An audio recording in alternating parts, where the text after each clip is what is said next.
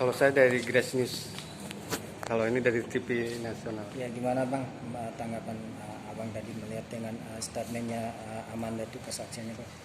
Iya begini, ini ada 7 saksi, yang hadir online itu 2, yang hadir offline 2, jadi yang tidak hadir 3. Nah yang kedua itu tadi ada asisten manajer dari divisi hukum BNI, itu menjelaskan terkait dengan pemblokiran. Ya, pemblokiran dia sampaikan ada SOP-nya. Ketika diminta oleh APH diblokir, oke. Tetapi kemudian ada 3 hal. Kalau mengenai permintaan data rekening itu kan nggak bisa, hanya diputuskan oleh bank. Tapi pengajuannya berdasarkan undang-undang perbankan, gitu loh. Ada proses yang harus ditempuh.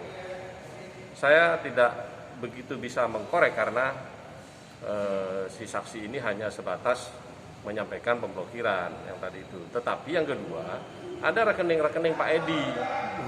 Yang Pak Edi merasa tidak tahu ada 4 rekening, yang satu yang diketahui, yang 3 nggak diketahui. Makanya pertanyaan saya dan tim saya, apakah ketika membuka rekening itu harus hadir? Gitu. Karena kan harus tanda tangan. Iya. Tetapi Pak Edi tidak pernah merasa ada tanda tangan soal itu. Gitu. Tapi rekeningnya ada dan itu diblokir.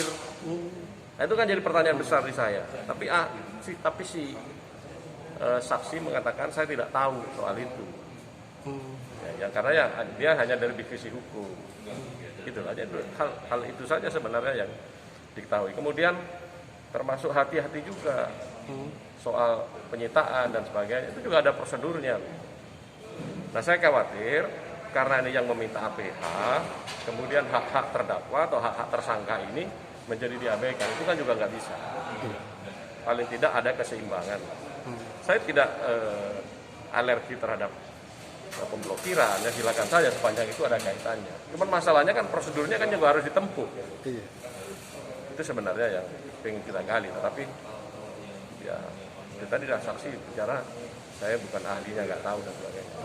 Nah kalau tentang saksi Sugianto Pak yang menerima uang dari Amirul Bakali itu gimana? Saksi Pak? Sugianto ini begini, saksi Sugianto ini kan hanya dipakai namanya di tanah ya. Ketika akte jual beli namanya tercantum di akte jual beli itu. Cuman dia tidak tahu itu tanah itu sebenarnya aslinya itu milik siapa. Tidak tahu dan dikatakan tidak pernah menyebut juga Amiril ini menyebut itu tanahnya Edi Prabowo, itu nggak pernah menyebut. Gitu loh. Dan Pak Edi sendiri tidak tahu memang tanah ini. Nah, yang kedua, ya Amiril sendiri itu kan uang berasal dari Amiril. Yang jadi pertanyaan besar, emang uangnya Amiril itu? Jangan-jangan ada orang di belakang itu yang juga memberikan duit kepada Amiril. Gitu. Bisa saja kan tadi ngomong temennya kan. Mungkin temannya Amiril yang ngasih uang itu di atas namakan Sugianto, bisa saja. Iya, seperti saksi. Ya, tapi yang jelas Pak Edi nggak tahu. Karena Pak Edi nggak setuju harganya. Sejak awal udah nggak setuju harganya. Gitu Mas. Gitu ya. Terima kasih. Susilo.